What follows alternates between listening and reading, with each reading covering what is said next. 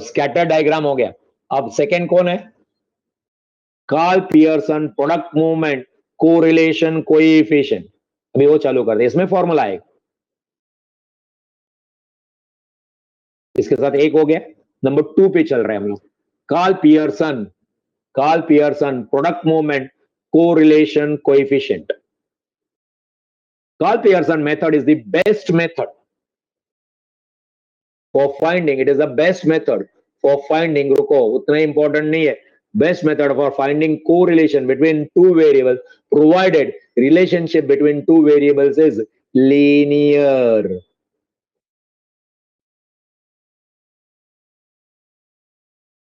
So best method for linear, when the relationship between two variables is linear, then Carl Pearson is the best method. Theory के लिए याद रखना है इसको। The coefficient of correlation is unit free number.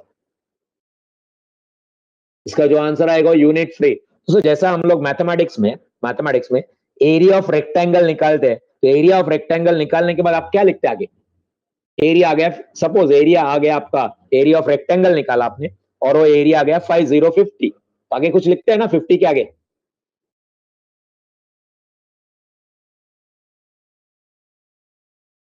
Square unit, square centimetre, ऐसा कुछ तो भी लिखते हैं ना, square metre.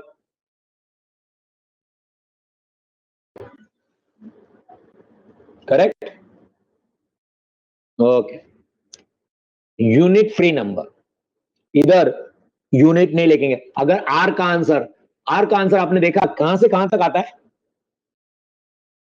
Answer of are आपने देखा ना, पहले थ्योरी में बताया मैंने, आर कहां से कहां तक आएगा? Value of r will be -1 to 1, याद है क्या? -1 to 1, बोथ इंक्लूसिव। जो आंसर आएगा उसके आगे कुछ नहीं लिखेंगे, रुपीज, सेंटीमीटर, मीटर, कुछ नहीं लिखेंगे। Unit free. क्या होता है ये?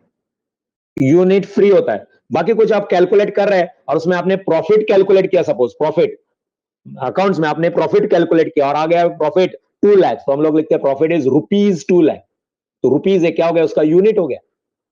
ऐसा इधर यूनिट फ्री है, no unit. Suitable for quantitative measures, that is quantitative मतलब वेरिएबल्स। ओके, क्वांटिटेटिव, क्वांटिटी मालूम होना चाहिए आपको, क्वांटिटी के बेसिस पे होगा। You should know the quantity, quality नहीं। क्वालिटी के लिए next quantity. Suitable for quantitative measure, दो होते हैं, quantitative measure and qualitative measure. So Karl Pearson is for quantitative. हम लोग पेपर लिखते हैं तो भी बोलते हैं ना, क्वांटिटी नहीं चाहिए, क्वालिटी चाहिए। पेपर में क्वांटिटी नहीं होगा एक बार चलेगा, क्वालिटी होनी चाहिए आपके आंसर को। तो दैट इज व्हाट। और some time it is said, some theory paper में बोलते हैं कि नहीं क्वालिटी चलेगी, क्वालिटी नहीं होगी चलेगी, क्वांटिटी होनी चाहिए। लोग एग्जामिनर क्वांटिटी देख के मार्क्स देता है, ऐसे भी बोलते हैं। तो quality and quantity. R is independent, not affected of shift of origin as well as change of scale. 2 minute रुको, बता रहा हूं ये क्या है। R is independent, it will not affect because of shift of origin as well as change of scale. Sir ये नहीं समझा, समझा रहा हूं, नीचे एग्जांपल आ रहा है। राइट नाउ थ्योरी के लिए याद रखो, R is independent, not affected of shift of origin as well as change of scale. R is only affected by sign of change of scale. किससे? चेंज ऑफ स्केल से नहीं होगा, but sign of change of scale. Sir sign of change of scale मतलब positive negative, change of scale positive है, change of scale negative है, उससे फर्क पड़ेगा। आएगा, एग्जांपल आ रहा है ना, इधर देखो, u इज इक्वल टू, मैंने एक इक्वेशन लिखा है, u is equal to x plus b and v is equal to cy plus d. Here a and c, in this formula a and c are known as change of scale. Coefficient of x, coefficient of y, that is called as change of scale. Hello, दिख रहा है आपको? Change of scale. And b and d, they are called as change of origin. क्या कहीं पे आपने पढ़ा था कि नहीं पढ़ा था? फर्स्ट टाइम पढ़ रहे हैं? Shift of origin, change of scale.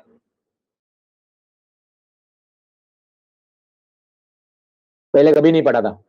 Now क्या हो जाएगा, आप ही सोच के देखो, x कुछ है, x की कुछ वैल्यू है, उसको मैंने कोई वैल्यू से मल्टीप्लाई किया, x लेट अस से 5 है, उसको मैंने 3 से मल्टीप्लाई किया, क्या हो जाएगा? पढ़ा था। ओके ओके, x की वैल्यू 2 है, मैंने उसको 5 से मल्टीप्लाई किया, क्या हो जाएगा? x की वैल्यू 2 थी, मैंने उसको 5 से मल्टीप्लाई किया, क्या हो गया? 10 हो गया ना? अरे 10 हो गया ना?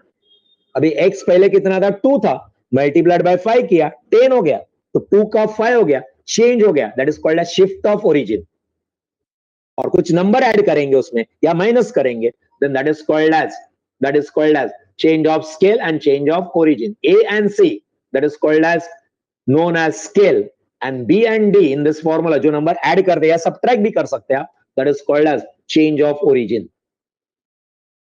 ओके, now इधर कुछ बता रहा हूं, देखो, अगर A और C की साइन सेम है, सेम साइन, और A और C की साइन ऑपोजिट है, ऑपोजिट साइन मतलब या तो दोनों पॉजिटिव या तो दोनों नेगेटिव। कौन दोनों?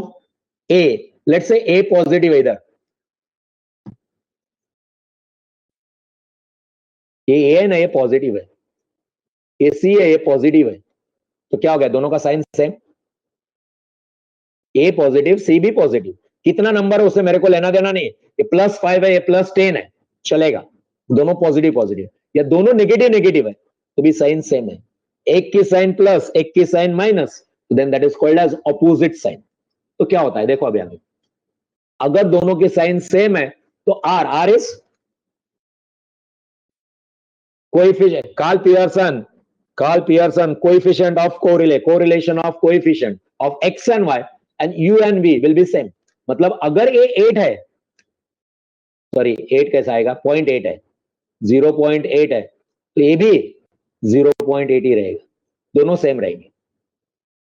और इधर क्या हो रहा है, ऑपोजिट साइन हो जाएगा, मतलब क्या, आर एक्स वाई अगर 8 है, वापिस 8 किधर बोल रहा हूं मैं, 0.8 है, ये कितना हो जाएगा? -0.8 हो जाएगा, साइन उल्टा हो जाएगा, नेगेटिव हो जाएगा, नेगेटिव। और अगर आपका -0.8 है तो आर यू कॉमा वी कितना हो जाएगा? तो 0.8। कुछ समझा क्या रे? कुछ समझा कि नहीं समझा? बोलो, नहीं समझा है तो नहीं समझा बोलो, समझा देता हूं मैं। और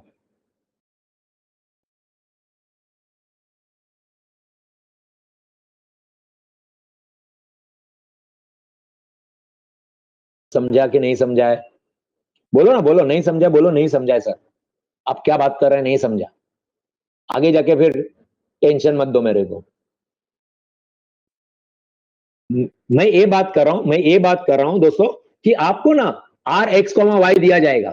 क्या दिया जाएगा क्वेश्चन में? आर एक्स कॉमा वाई दिया जाएगा, कुछ तो वैल्यू दिया जाएगा, लेट्स से 0.63 ये वैल्यू दिया, और पूछा होगा find r u comma we,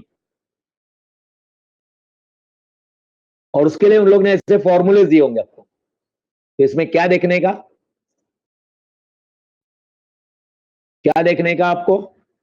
scale देखने का, स्केल का साइन। अगर दोनों के जगह पे स्केल का साइन सेम है, दोनों पॉजिटिव पॉजिटिव है, तो r x comma y and r u comma y will be same. समझ में आ गया? अगर साइन अपोजिट है तो नेगेटिव हो जाएगा, आंसर वही रहेगा, 0.63 रहेगा। तो पॉजिटिव या नेगेटिव वो डिपेंड करेगा कि आपके स्केल के साइन क्या है। If the scale are having same sign, plus plus है दोनों, या दोनों माइनस माइनस है, तो r x comma y and r u comma v will be one and the same. Now दोस्तों ये समझाने के लिए आगे कुछ एग्जांपल आ रहे हैं, देखो। Okay, correlation coefficient between x and y is 0.8। किसके बीच का बोल रहे हैं? x and y। मतलब इसको हम लोग लिखते समय कैसे लिखते हैं? हम लोग लिखते हैं r in bracket x comma y is equal to correlation between x and y कितना है? 0.8 है। और क्या बोला है? Find correlation coefficient between u and v। Sir कैसे ढूंढेंगे? इतना नहीं, आगे क्वेश्चन आएगा, r u कॉमा v ढूंढो। दूसरे क्या आएगा? आर यू कॉमा वी दो में से एक आएगा, या तो 0.8 आएगा या तो पढ़ाई के माइनस। लिए मेहनत तो सब करते हैं, लेकिन स्मार्ट स्टडी कौन करता है? प्री एग्जाम ऐप के साथ बनाइए अपनी तैयारी super smart. Pre exam app देता है वाइड रेंज के एग्जाम्स की तैयारी, जैसे JEE, NEET, CAT, CA foundation, CSEET, banking, railway, SSC, MBA entrance, SYJC, com, TYB com और भी बहुत कुछ। Chapter wise tests and mock tests, detailed performance analysis, और अब तैयारी होगी एकदम परफेक्ट। कहीं भी कभी भी पढ़ाई करें, और एक विशाल क्वेश्चन बैंक आपकी तैयारी को बनाए आसान। इंस्टेंट इवैल्यूएशन से तुरंत जानिए अपनी परफॉर्मेंस और पाएं पर्सनलाइज्ड फीडबैक। तो अब देरी किस बात की? प्री एग्जाम ऐप डाउनलोड करें और अपने नाम से रजिस्टर्ड करें, और एक विशाल क्वेश्चन बैंक बिल्कुल फ्री, और अपनी सफलता की कहानी लिखें। लिंक डिस्क्रिप्शन में है। प्री एग्जाम ऐप स्मार्ट तैयारी का या साथी। तो माइनस 0.8 आएगा। कुछ समझ में आ रहा है?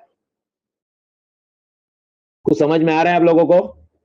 दो में से एक आएगा, इतना पक्का कि आने वाला आंसर या तो 0.8 आएगा, सेम टू सेम आएगा x कॉमा वाई, या तो नेगेटिव होके आएगा। तीसरा पॉसिबिलिटी नहीं है, दो में से एक। और किस पे डिपेंड करेगा?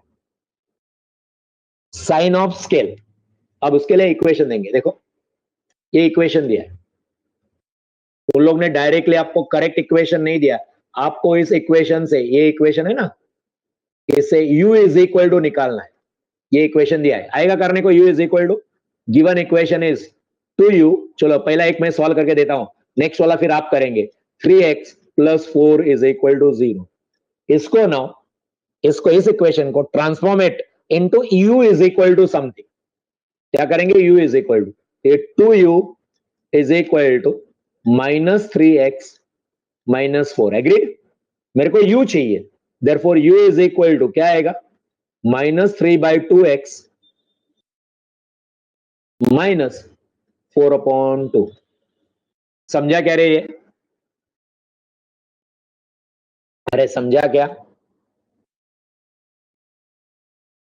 तो इधर कितना आ रहा है? इधर कितना आ रहा है? ये -3/2। वो -3/2 आ रहा है, वो इंपॉर्टेंट है। साइन क्या है इसकी? साइन नेगेटिव है।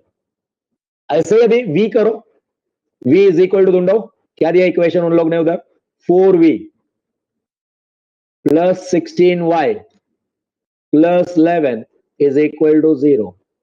Find v is equal to, तो क्या हो जाएगा? 4v is equal to -16y -11। तो v is equal to -16/4y -11/4। Agreed? अरे एग्रीड क्या?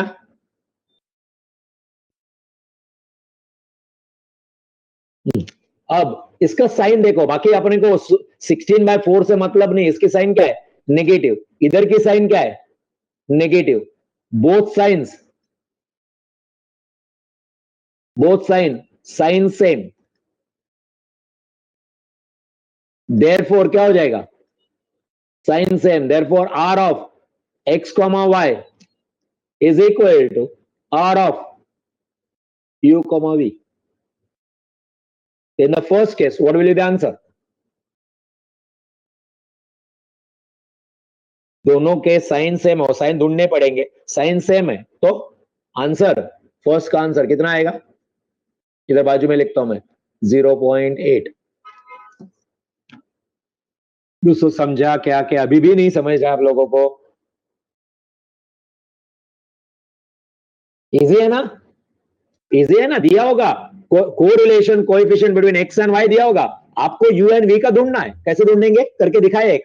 दूसरा है एग्जांपल, नेक्स्ट एग्जांपल 2 है, ये करो और मेरे को बोलो आंसर, फाइनल आंसर कितना आएगा? r u, v कितना आएगा? I am giving you time. वैसे तो थोड़ा सा मैथमेटिक्स अच्छा है ना, तो ओरली कर पाएंगे आप। ऐसा सब करने की जरूरत नहीं, मैंने इधर ये सब करके दिखाया।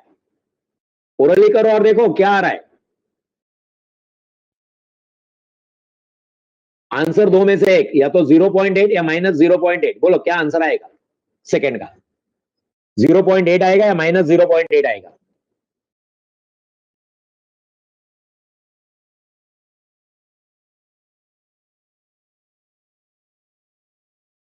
या तो आंसर 0.8 या तो आंसर -0.8। देखो इसमें क्या हो जाएगा, ये x को देखने का x, चलो मैं ओरली कर बता देता हूं आपको।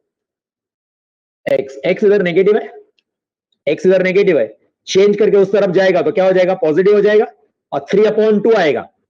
समझ में आ गया, 3 यू है ना, ये यू का 2 है कोऑर्डिनेट, सो 3/2 और पॉजिटिव 3/2, इधर पॉजिटिव, इधर y क्या है, पॉजिटिव है, y +16y पॉजिटिव है, उधर जाएगा तो माइनस हो जाएगा, -16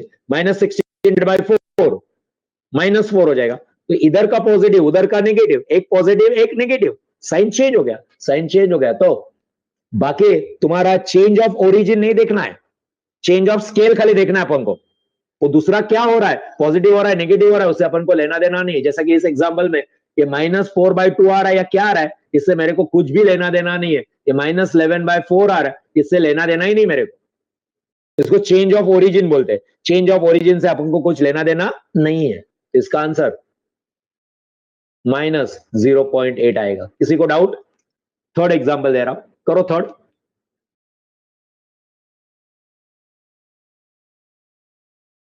अभी ये इधर माइनस है, उस तरफ जाएगा तो प्लस हो जाएगा x, और 2 आएगा तो +3/2 इस साइड में, उस साइड में -16 है, उधर जाएगा तो प्लस हो जाएगा, दोनों प्लस प्लस, दोनों के साइन सेम। हमको प्लस है माइनस है वो नहीं देखना, हमको देखना है साइन सेम या साइन डिफरेंट, साइन सेम।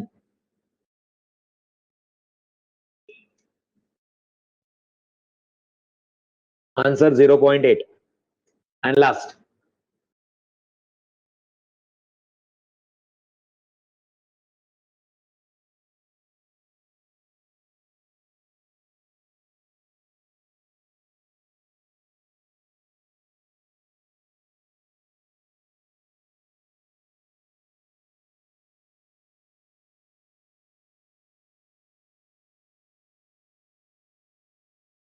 समझा क्या?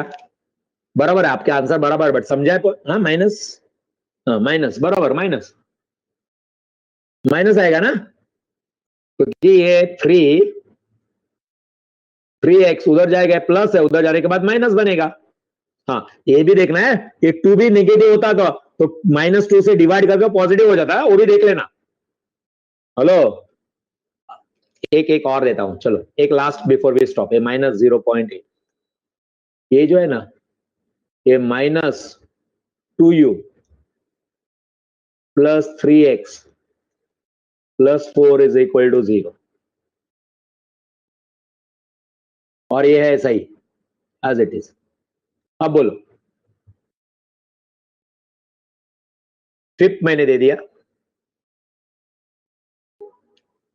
-2u बोला है, -2u, तो ये x उधर जाएगा तो माइनस हो जाएगा, बट -3 होने के बाद नीचे डिवाइडेड बाय -2 भी आएगा ना, क्योंकि हमको u इज इक्वल टू निकालना है। तो -2 उधर जाएगा तो डिवाइड होगा, और माइनस माइनस माइनस से कट हो जाएगा, और क्या बनेगा, ये पॉजिटिव बनेगा, और वो वाला तो पॉजिटिव ही है, दोनों पॉजिटिव पॉजिटिव। समझा क्या बोला मैंने इधर? तो सिर्फ x पे नजर मत रखो, x के साथ साथ u का कोऑर्डिनेट भी देखना है, क्योंकि u का कोऑर्डिनेट भी उसको नेगेटिव का पॉजिटिव बना सकता है, अगर वो नेगेटिव रहा तो। समझा क्या? तो एक क्वेश्चन अपना यहां पे खत्म हो जाता है। Okay, will stop here, next lecture में आगे बढ़ेंगे। समझा? दोस्तों नेक्स्ट लेक्चर में आएंगे ना तो फॉर्मूला पूछूंगा, स्टैंडर्ड डिविएशन का फॉर्मूला क्या है, तो आना चाहिए स्टैंडर्ड डिविएशन का formula, deviation x minus x bar, but root निकालना है इसलिए उसका स्क्वायर, तो summation of x minus x bar square upon n, और रूट अंडर रूट। दूसरा है बार वाले को बाहर निकालो, बार वाले को बाहर निकालो, तो हो जाएगा under the root summation x square upon n minus bar वाले को बाहर निकाला x bar square. Okay, thank.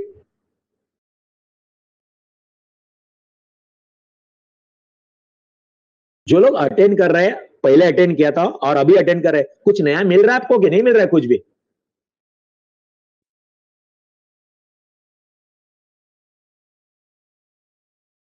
मानव, कुछ ज्यादा मिल रहा है, नहीं मिल रहा है, कुछ तो कम से कम रिवाइज हो रहा है। फॉर्मूला याद रखने का तरकीब भी बताया मैंने, शायद कुपर सर ने। हाँ, कुछ कुछ नया मिलेगा आपको पॉइंट्स, और रिवाइज भी होगा। यस, फॉर्मूला याद रखने का तरीका बताया, मालूम नहीं कुपर सर ने बताया था फॉर्मूला डिविएशन मतलब ये या नहीं है। ओके, फॉर्मूला बायट मत करो, इधर मैं आपको फॉर्मूला में उसके पीछे का लॉजिक बताऊंगा क्यों ये फॉर्मूला है। ओके, चलो, thank you, bye. Keep attending the lecture. सारे जन नहीं अटेंड कर रहे but can't help it out.